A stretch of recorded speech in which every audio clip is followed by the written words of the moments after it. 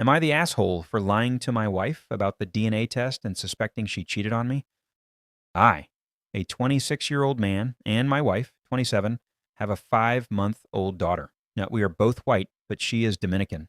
Her mother is mixed race, and her father is white. Her maternal grandfather is black, and her grandmother is white.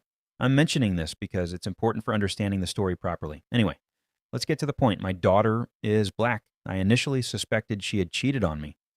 Even knowing that there's a possibility our daughter simply inherited her parents' lineage, and that's why she's like this, the doubt kept nagging at me.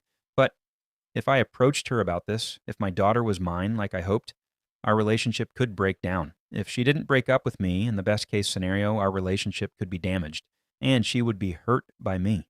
So, I did the following. I talked to my mother about it and explained it to her. I told her to pretend. Not to say anything, because I would explain everything to my wife, but that she should be there at the time.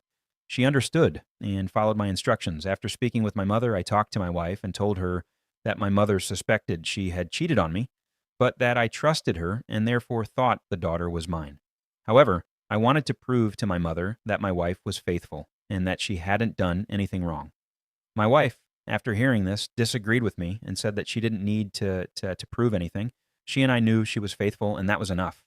But since I wanted to do a DNA test, I insisted, saying that I couldn't stand seeing my mother distrusting her. Even though it didn't matter to her, it mattered to me because I didn't want my mother to look at her negatively. So we took the test under that pretext, and I discovered that my little girl was truly that, mine.